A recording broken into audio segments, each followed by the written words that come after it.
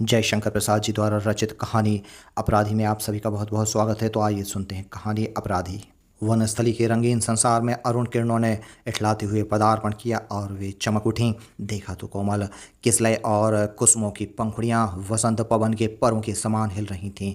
पीले पराग का अंगराग लगने से किरणें पीली पड़ गईं। वसंत का प्रभाव था। युवती कामनी मालिन का काम करती थी, उसे और कोई काम ना था। वह उस कुसुम कानन से फूल चुन ले जाती और माला बनाकर बेचती। कभी कभी उसे उपवास भी करना पड़ता, पर वह यह काम न छोड़ती। आज भी वह फूले हुए कचनार के नीचे बैठी हुई अर्ध विकसित कामनी कुसुमों को बिना बेधे हुए फंदे देकर माला बना रही थी। भमरियाए गुनगुना कर चले गए। वसंत के दूतों का संदेश उसने न सुना। मलय पवन अचल उड़ाकर रूखी लटों को बिखरा कर हट गया। मालिन बेसुध थी।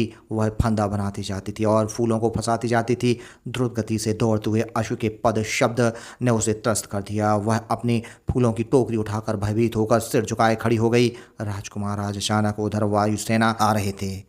उन्होंने दूर ही से देखा, समझ गए कि वह युवती त्रस्त है। बलवान अश्व वहीं रुक गए। राजकुमार ने पूछा, तुम कौन हो? कुरंग कुमारी के समान बड़ी बड़ी आंखें उठाकर उसने कहा, मालिन, क्या तुम माला बनाकर बेचती हो? हाँ। यहाँ का रक्षक तुम्हें रोकता नहीं? नहीं, यहाँ कोई रक्षक नहीं है।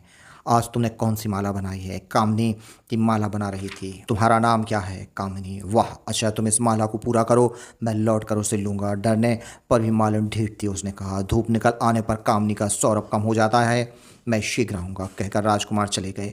मालिन ने माला बना डाली। किरणें प्रतीक्षा में लाल पीली होकर धवल हो चली। राजकुमार लौटकर नहीं आए। तब वह उसी ओर चली जिधर राजकुमार गए थे। युवती बहुत दूर न गई होगी कि राजकुमार लौटकर दूसरे मार्ग से उस स्थान पर आए। मालिन को न देखकर पुकारने लगे, मालिन, ओ मालिन। दूरगत कोकिल की पुकार सा वह स्वर उसके कान में पड़ा। वह लौट आई, हाथों में कामनी की माला लिए वह वन लक्ष्मी के समान लौटी। राजकुमार उस दीन सौंदर्य को सकुतूहल देख रहे थे। कामनी ने माला गले में पहना दी। राजकुमार ने अपना कौशल उसनी खोलकर मालिनी के ऊपर फेंक दिया। कहा, जाओ इसे पहन कर आओ। आश्चर्य और भय से लताओं के झुरमुट में जाकर उसने आज्ञानुसार कौशल वसन पहना। बाहर आई तो उज्ज्वल किरणें उसके अंग अंग पर हंसते हंसते लोटपोट हो रही थीं। राजकुमार मुस्कुराए और कहा, आज से तुम इस कुसुम कानन की वनपालिका हुई हो, स्मरण रखना। राजकुमार चले गए। मालिन किंग कर्तव्य विमूढ़ होकर मधुक वृक्ष के नीचे बैठ गई। वसंत बीत गया, गर्मी जलाकर चली गई। कानन में हरियाली फैल रही थी। श्यामल घटाएं आकाश में और शस्य शोभी धरणी पर एक सघन सौंदर्य का वर्णन कर रही थी। वनपालिका के चारों ओर मयूर घेर कर नाचते थे। संध्या में एक सुंदर उत्सव हो रहा था। रजनी आई। वनपालिका के कुटीर को तम ने घेर लिया। मूसलाधार वृष्टि होने लगी। युवती प्रकृति का मद विहल्लास्य था। वह पालिका पर्णकुटीर के वातावरण से चकित होकर देख रही थी। सहसा बाहर कंपित कंठ से शब्द हुआ, आश्रय चाहिए। वनपालिका ने कहा, तुम कौन हो? एक अपराधी। तब यहाँ स्थल नहीं है, विचार कर उत्तर दो। कहीं आश्रय न देकर तुम अपराध न कर बैठो।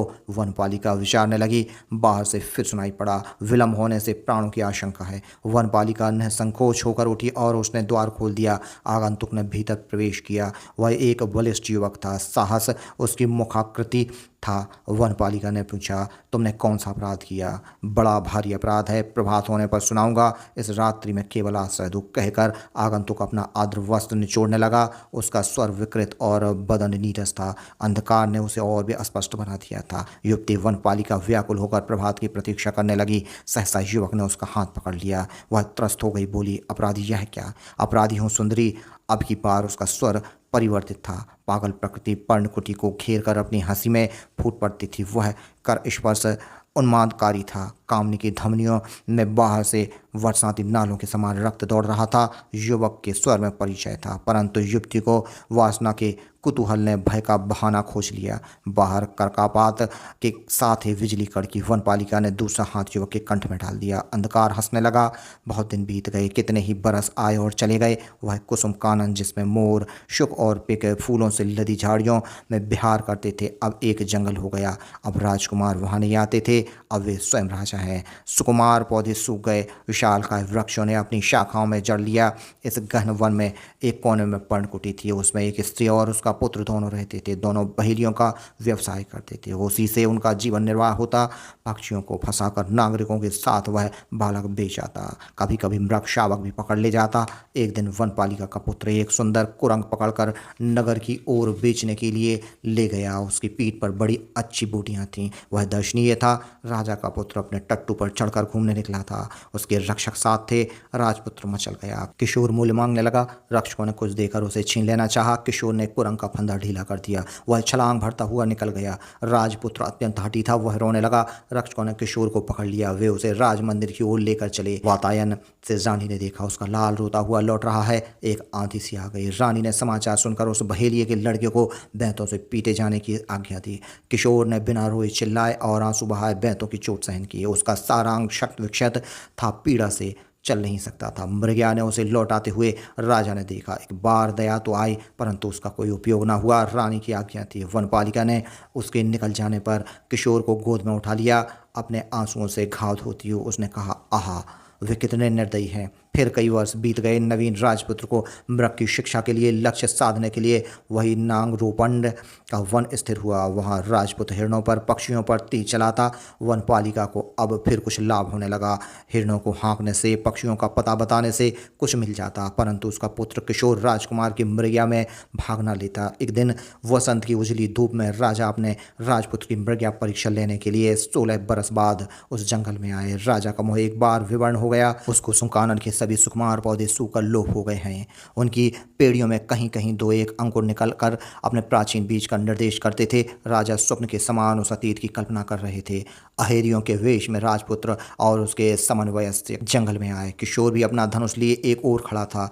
कुरंग पर तीर छूटे। किशोर का तीर कुरंग के कंठ को बेध कर राजपुत्र की छाती में घुस गया। राजपुत्र अचेत होकर गिर पड़ा। किशोर पकड़ लिया गया। इधर वन पालिका राजा के आने का समाचार सुनकर फूल खोजने लगी थी। उस पर जंगल में अब कामनी कुसुम नहीं थे। उसके मधुक और दूर्वा की सुंदर माला बनाई, यही उसे मिली थी। राजा क्रोध से उन्मत्त थे। प्रति हिंसा से अकड़कर बोले, मारो। वधिकों के तीर छूटे। वह कमनीय कलेवर किशोर पृथ्वी पर लौटने लगा। ठीक उसी समय मधुक मलिका लिए वनपालिका राजा के सामने पहुंची। कठोर नियति जब अपना विधान पूर्ण कर चुकी थी, तब कामनी किशोर के शव के पास पहुंची। पागल सी अपने माला राजा के ऊपर फेंकी और किशोर को गोद में बैठा लिया।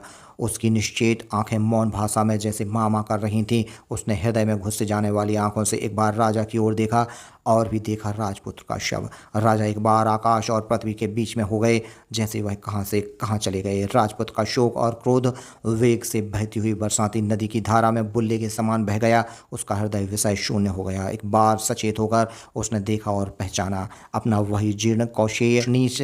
कहाँ वनपालिका? राजा कामनी की आंखों से आंसू नहीं थे। यह कौन था? गंभीर स्वर में सिर नीचा किए वनपालिका ने कहा, अपराधी।